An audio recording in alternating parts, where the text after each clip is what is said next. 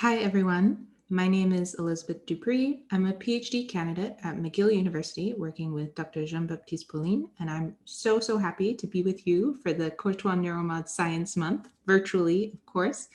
But I'm really delighted to tell you a little bit about a project that happened in part thanks to the Courtois-neuromod data. And so today I'm going to tell you about similarity across neural diversity and empirical evaluation of functional alignment using intersubject decoding. So first, in order to tell you a little bit about this project, I just want to set up the motivation. So why would we be interested in this question of similarity across neural diversity? Why is that something we would care about? Well, even though it sounds a bit obscure, it's actually something that we face when we're doing neuroimaging studies all the time. And it's this question of how can we make comparisons across our different subjects, across different research participants. What we need to do if we're going to make inferences across subjects is to establish some kind of mapping between their neural activity patterns. That is a way to say, okay, I know that map A in participant 1 has some relationship to a similar map in participant 2. The way this is normally done in neuroimaging research is that we normalize everyone to some standardized anatomical space. So, fittingly, being here in Montreal, usually it's the Montreal Neurological Institute or MNI space, or one of the MNI spaces. But even though this is really common practice within the field, we also know that it has some limits, in particular that it doesn't seem to fully address the issue of intersubject variability.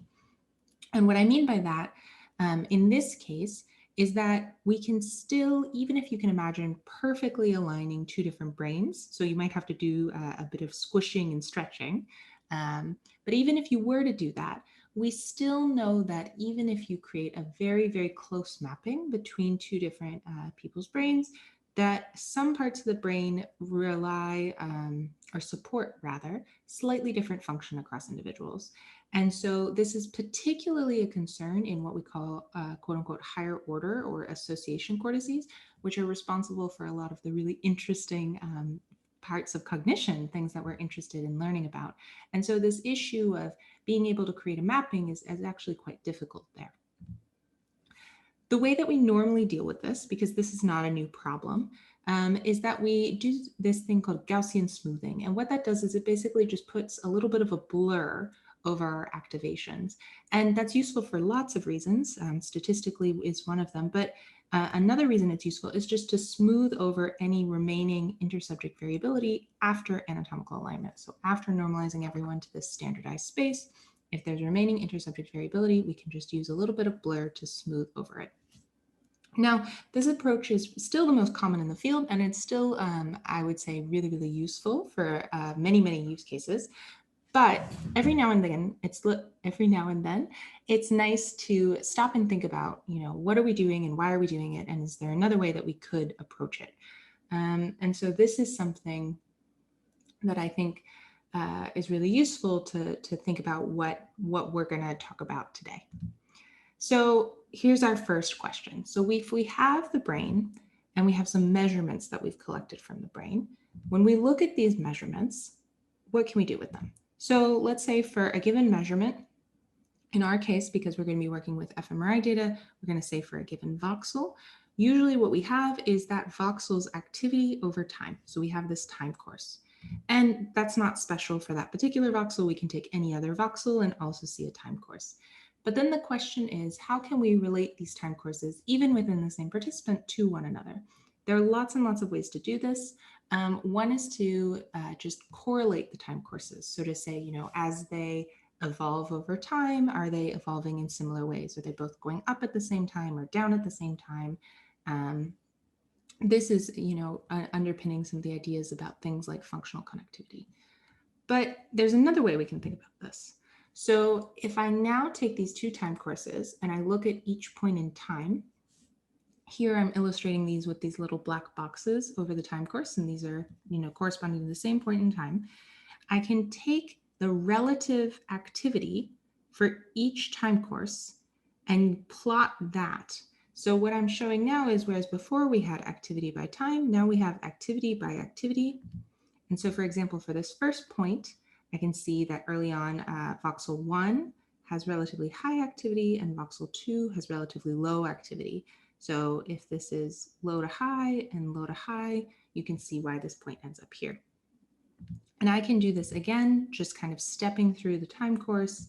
I can plot all the different values as relative activities for these two voxels. And I could imagine doing this indefinitely, but it gets a little hard to picture higher dimensions, of course. So I think it's nice to just start with 2. But this is really the basic idea, right? So you're moving from this space of activity by time to some new functional space where the dimensions are defined by the number of voxels, the number of measurements that you have. And this seems a little strange at first, but I want to assure you it's actually quite common in some other fields. So for example, people in dynamical systems analysis will do something very similar to this for phase plane analysis. But what's really useful about this kind of reframing is it allows us to think about our data in a different way. So we're not the first group to suggest thinking about data in this way. In fact, I would really like to point to some work by Jim Haxby, who is a professor at Dartmouth University. And here I'm showing a figure from one of his papers. He had this really seminal paper in 2011 where he introduced the idea of thinking about data in this way to the field and went another step further with it, which I want to just talk you through here. So here you can see a new diagram. It should look somewhat similar to my last diagram, except now instead of 2 voxels, we have 3. So we've moved from 2 dimensions to 3 dimensions. And the other thing that's a bit unique is that whereas before I was just plotting different points, here I'm now plotting different frames of a movie. So just as before, these are just different time points in a time course. But because we know we showed a movie during them, it can help to kind of think about, okay, one frame came after the other. So here you can see the relative activity for these 3 different voxels for the 3 different movie frames. And one thing that I didn't show you before is that, this is only for one participant. So if I do it for a second participant, I now get a slightly different plot with a slightly different arrangement. And what's really, really interesting now is that because I have these 2 different spaces for each of the participants, I can think, is there a way to transform them such that they're better aligned? And that is there a way to take these activity patterns in this new high dimensional space and make them aligned across participants? So this basic idea is proven really powerful and is underlying a lot of the things that I'm going to talk with you about today. And here I'm going to call this functional alignment because we're aligning the function in our functional spaces across subjects. So this sounds really, really cool. And I think it's really cool, but there's still a lot of open questions that we had going into this. So our first question is, I've just suggested that we can do some sort of transformation to align these spaces, but what set of transformations is really best to align the spaces across subjects? And there are many different ways that we could define our spaces. I mentioned functional connectivity earlier. We could think about defining spaces by functional connectivity, but when we start to think about it in this way, the problem quickly grows in scope. And so to constrain it, we're really only going to consider spaces defined by activation in this work here today. Another question that we have is, are there some contexts where alignment gives better performance? So, in the last figure I showed you from Jim Haxby's group, they were watching a movie and data sets like courtois.neuromod are really rich in these kinds of information. How can we test whether or not alignment works better in some places? So this is a really big question. So for this particular work, for these results I'll talk to you about today, we just frame this question in terms of whole brain versus task-specific region of interest. That is, if we look in a small part of the brain that we think is relevant for a particular task versus just looking generally. And then finally, what we'd like to know is, how do alignment transformations qualitatively change the signal? So one thing about working in these functional spaces is that they're very high dimensional, right? We saw 2 and 3, and then as you add more voxels, it quickly grows. And so it's really, really hard to get a sense of what's really happening there. The famous Geoff Hinton quote, I think, is that he says, to think in 14-dimensional space, just picture 3-dimensional space and say 14 very loudly. Everyone does it. So, we really, as humans, can't think in that high of space. So what we'd like to do is just apply the transformation and then look at our signal so that we don't have to look at the transformations themselves. Okay, so before I show you any results, I just want to take a moment to thank all of my co-authors, in particular, Thomas Basile, who's a co-first author on this work and a field expert in many of these methods. My supervisor, Jean-Baptiste Pauline, and Bertrand Therian. And we have a preprint available, which I definitely encourage you to check out. And I'm also happy to chat about in the Q&A period. All right, so when we sat down, what were our goals? First, we wanted to quantitatively compare functional alignment methods at a whole brain scale. We also wanted to quantitatively compare functional alignment methods for several task-specific individual regions of interest. I'm going to call those ROIs in this talk. And then we also wanted to qualitatively compare the transformations generated by each functional alignment method. So to be able to look at them in some way. The first question that we had to solve here is, we say we want to quantify these methods, but how can you quantify functional alignment? How can you quantify how well we're doing? There are lots of different perspectives on this. So perhaps generally, we can think about alignment as a reconstruction problem. So what we'd like to do is we learn some transformation, and then we apply it, and we see, if we've held out some maps, how well does the applied transformation reconstruct our held out maps? Sorry about that. So, if we have this reconstruction, we could then directly compare our learned and our held out maps using something like, for example, correlation. So just correlating the two maps. This works really well in general, but for our purposes, because we'd like to do this really quite broadly, we'd like to, look across data sets. We were a bit worried that some of these statistics, these quote unquote image-based statistics, might be sensitive to low-level image characteristics such as smoothness. And so they wouldn't provide a good benchmark if we're looking across data sets. So if we're combining courtois.neuromod with other available resources. Alternatively, we thought we could use a predictive framework such as intersubject decoding. So I just wanted to quickly review intersubject decoding in case folks haven't heard of it before. And the basic idea is this. So if I have a set of conditions, in this case, let's say face, place, body, or face, body, and tools, excuse me, I can train a classifier on all but one subject. And here again, we're back in our little voxel space, right? So I can see the relative activity for each of these different categories, and I train, let's say, a linear classifier to just draw linear boundaries between the different categories. And then I take this trained classifier and I test it on my held out subject. And here I can see that it had a bit of trouble with this subject. But the point more generally is that what I'm doing is I'm using all the information from a subset of subjects and applying them to held out subjects and seeing how well does the classifier generalize.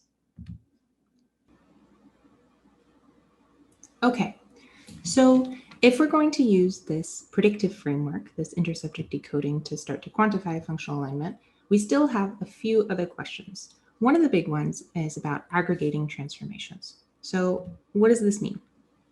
Well, most functional alignment methods learn transformations within a local neighborhood, that is, within a small part of cortex or the brain more generally. This is useful for several reasons. One is just mathematically. The other is that it helps to prevent biologically implausible transforms. That is, it helps to prevent things like saying, I should align the front of your brain with the back of someone else's brain, which would not be so helpful. But if we want to generate larger transformations, say for a whole brain even, we need to aggregate local transformations in some way. So we need to be able to pair together all of these many small transformations. How can we do that? Well, two of the ways that one could think to do this are things that we've noticed have been done in the literature. The first of which is piecewise alignment. So what is piecewise alignment? So here what you can do is imagine splitting the brain into several small pieces. So here I have a red piece and a blue piece. And then for each piece, you generate a separate alignment transformation, which is what these two small matrices are. Now, if I want to generate a larger transformation for the entire red and blue combined, what I do is just stack those small matrices so that they don't intersect. And one of the nice things about this is that now your larger stacked matrix has all the same properties that your smaller submatrices did. So in our case, the red and blue matrices are orthogonal, and our larger stacked matrix is also orthogonal. Another way that you could imagine doing this is with searchlight alignment. Here, the fundamental difference from piecewise alignment is now our neighborhoods partially overlap. So we have this green region, which didn't exist in piecewise alignment, and is the overlap, is a slight overlap between the blue and the red regions. And so this is reflected in our larger matrix when we go to stack them. We now have some entries that are in both the red and the green, or in the green and the blue matrix. And so for those values, we need to do something for them. So what we can do is we can average them in this case, let's say. There are other aggregations you can think of, like summing them, for example. But either way, one of the things that turns out is that this larger matrix is no longer guaranteed to have the same properties that you set these smaller matrices to have. So for example, if you constrained the smaller matrices to be orthogonal, now when you stack them like this with searchlight alignment, they're no longer guaranteed. The larger matrix is no longer guaranteed to be orthogonal. So because of this, it has its own unique properties, and it's worth studying separately.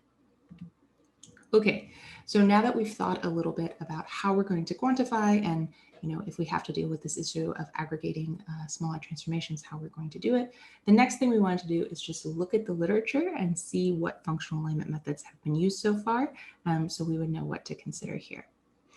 And when we looked across, we found 5 unique functional alignment methods that are all in this space of activity-based alignment.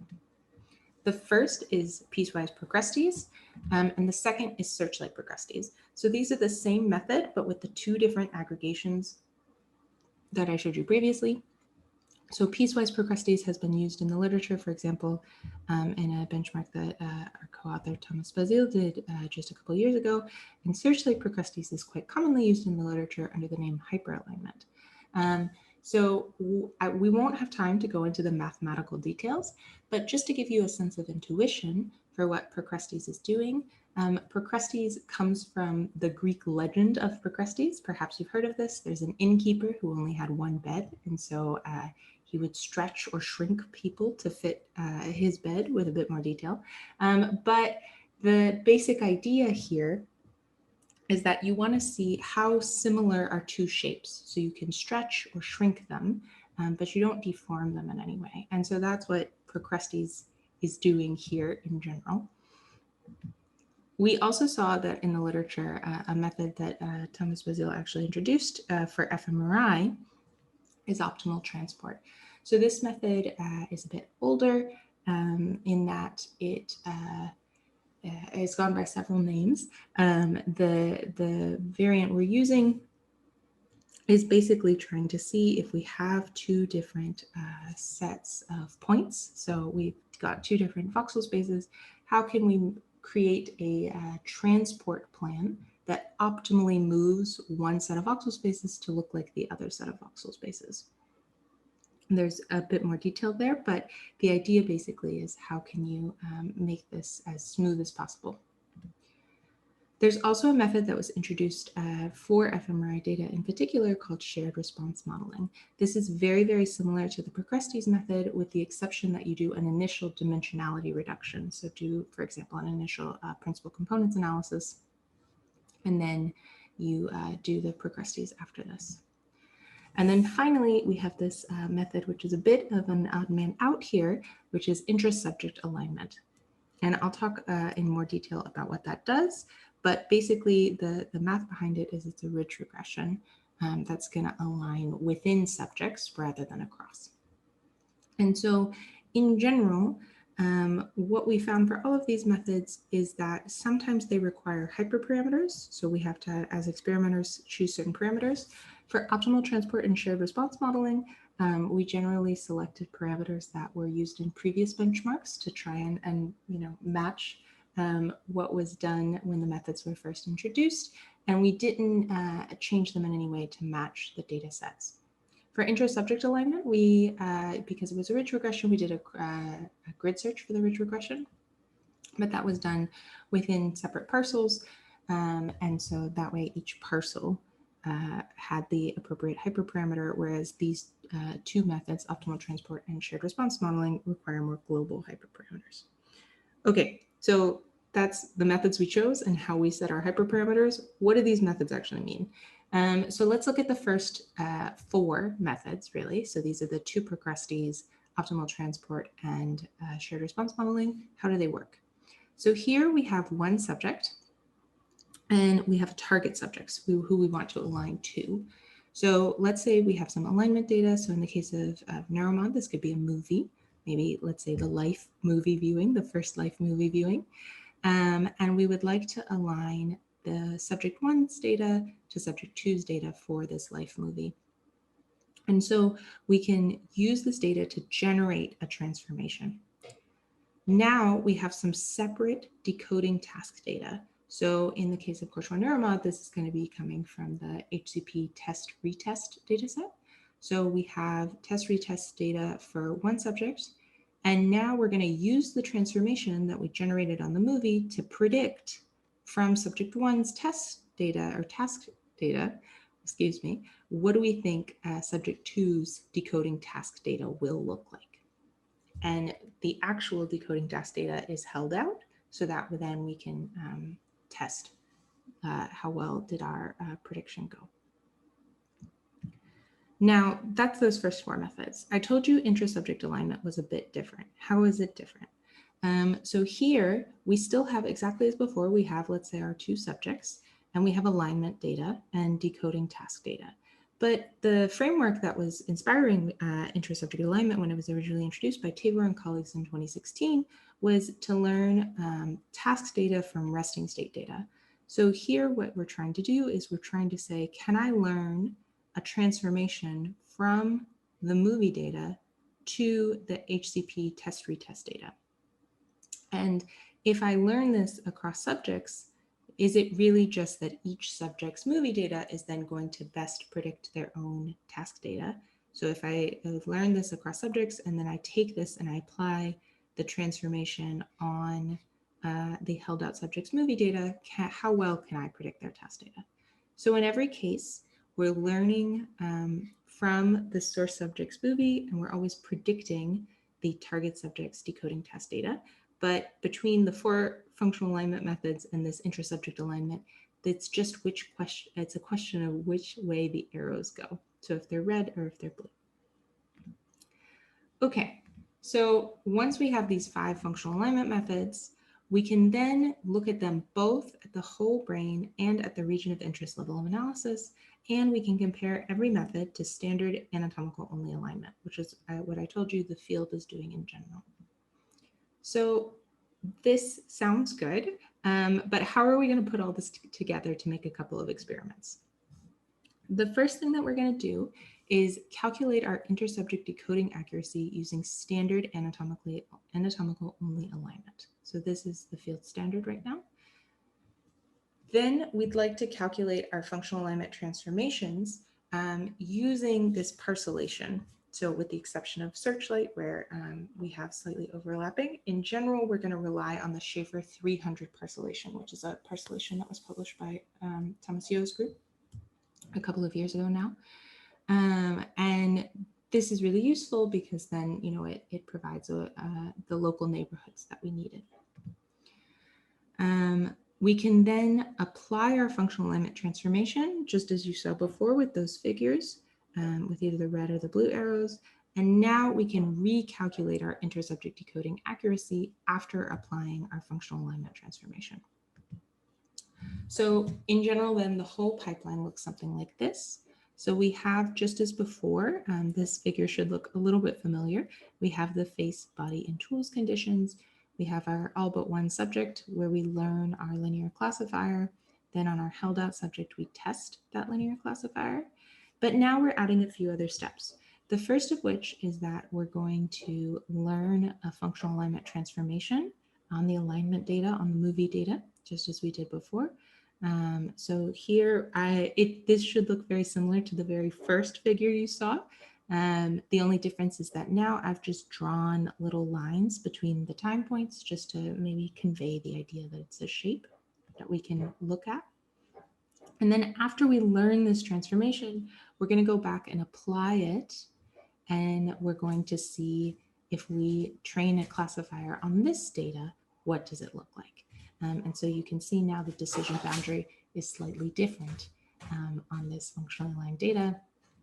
And we would again test it on our held out subject. All right, so with this experimental procedure, we need some data to go with it. We were very, very lucky in that many wonderful people have shared their data sets, and we were very, very happy to have courtois.neuromod included here because that allowed us to look at 4 different data sets, which is huge because these data sets are hard to collect and very special. So we're very lucky to have that. So in general, we have these 4 data sets. We have 5 decoding tasks. We have 2 decoding tasks from individual brain charting, slightly different here in terms of one is language and one is sounds. And then for courtois.neuromod, we took the HCP test retest working memory task, and we decoded only the visual categories. So here, just similar to the conditions I showed you in the toy figure with body, face, we also have a place condition and then tools. All right, so now that we have the experimental procedure and we have our data sets, we can talk about results.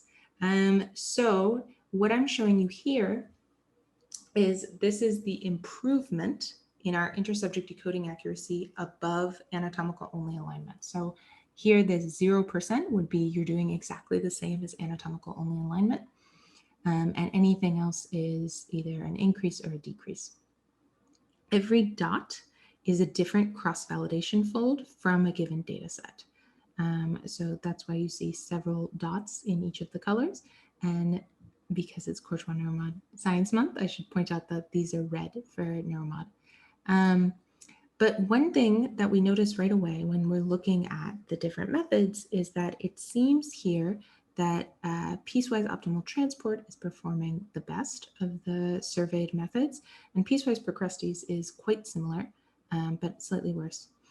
One thing that we did notice right away too is that the shared response model is performing much worse than we anticipated, and we think in part that this is because the hyperparameter that I told you we had to choose for the shared response model that we had taken from the original paper introducing the method. When they had introduced the method, they had originally surveyed it in a region of interest, but this is actually our whole brain results.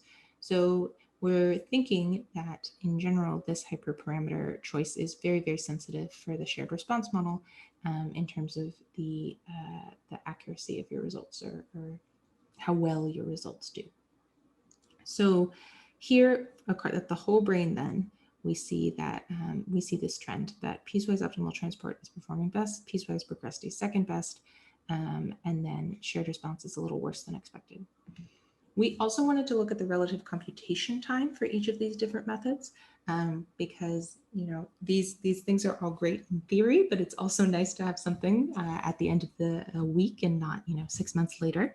So here we normalized everything to piecewise procrustes because this was one of the few that didn't require a hyperparameter choice. And so here what we can see is that even though piecewise optimal transport is a slight increase in terms of percent accuracy, it's almost a 10 times increase in terms of computational cost. And you can't even see some of the full computational cost on here. Searchlight hyperalignment is quite high because it's computing so many more things since it overlaps. And SRM is much, much faster than the other surveyed methods because it has that initial dimensionality reduction, which is helping it shave off quite a bit of time. All right. So these results give us a bit of a better sense of how these different functional alignment methods are performing at the whole brain scale. But one of the questions we were interested in is whether or not there are certain contexts that allow some functional alignment methods to perform better or worse. So in our case, we wanted to look at task-specific regions of interest as our different contexts. So first, we had to identify task-specific regions of interest. And so we looked at our 5 decoding tests across our 4 data sets, and we tried to identify general regions of interest that corresponded. So for example, the individual brain charting RSVP task, which is a language test, we chose a left lateralized language ROI. For the forest and the IBC sounds data sets, we chose temporal lobes ROI, so around auditory cortices. And then for Bold 5000, as well as courtois.neuromod, we chose our visual ROIs. And this is because for courtois.neuromod, we're using the HCP test-retest dataset. In particular, we were looking at the working memory task and again, decoding those visual categories. So a visual ROI made sense. So now if we do everything we did before, but we only look within these task-specific regions of if we only look within these task-specific regions of interest, what do we see? So this figure is structured exactly the same as the one I just showed you. The difference is now we're just within these ROIs. And what we can see is that within this context, the shared response model is performing much, much better. So again, this we think has to do with a bit with its sensitivity for the hyperparameter selection, but at this scale, it's performing quite well. We also see that piecewise optimal transport is still performing well. And we also note, if we look at the computational cost, that in this smaller scale, so in these regions of interest, the computational cost of optimal transport is much less. In fact, it's even quite similar to Procrustes. And indeed, all of the computational costs for searchlight, hyperalignment, and interest subject as well are also less, just because we're working with a slightly smaller volume.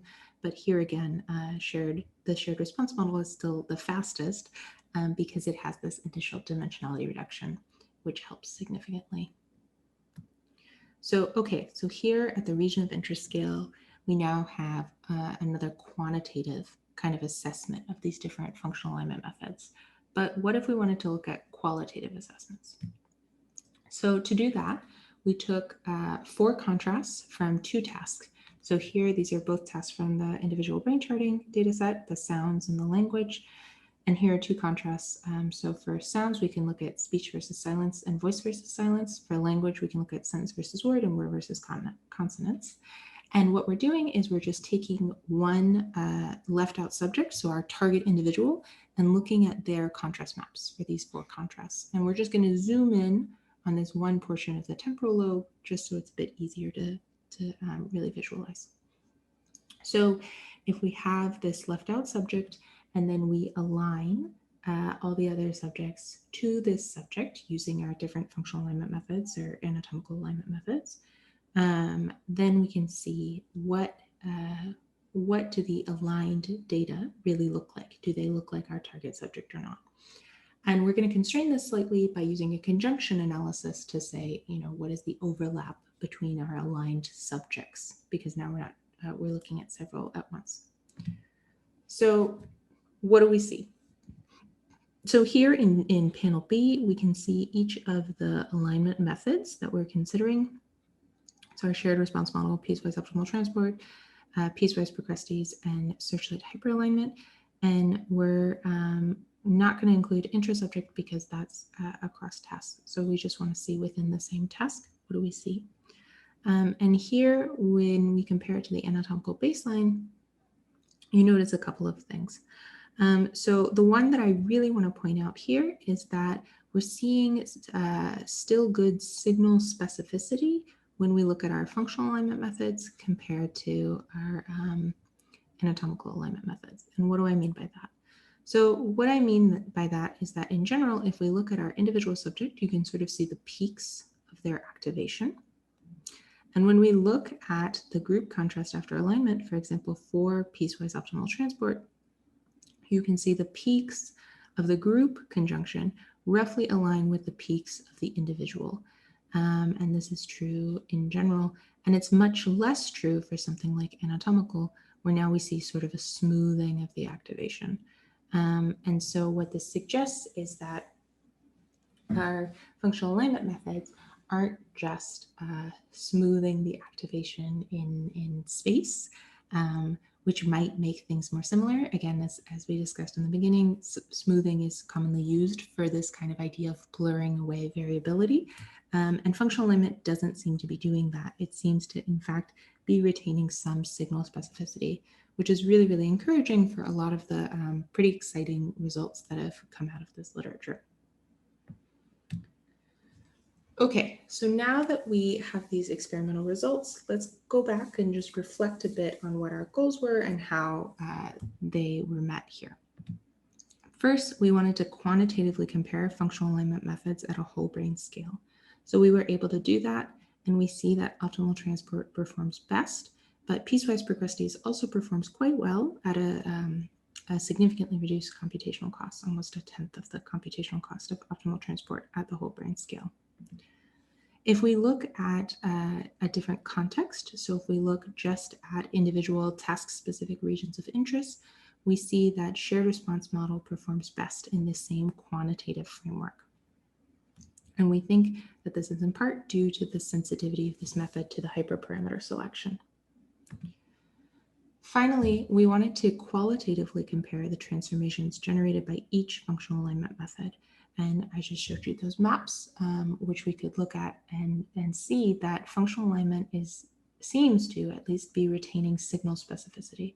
So it's not just some form of smoothing. And in an analysis I won't be able to show you here, we did directly compare Gaussian smoothing to functional alignment, so kind of our field standard smoothing to functional alignment. And we see that they're not similar in terms of their intersubject decoding performance, but you could imagine that maybe it was some other kind of smoothing that was being applied. And here, at least qualitatively, that doesn't seem to be the case. So with that, I just want to take a second to thank my co-authors, including Thomas Basile and Bertrand Therion, as well as my supervisor, Jean-Baptiste Pauline, my origami lab, where I work at McGill.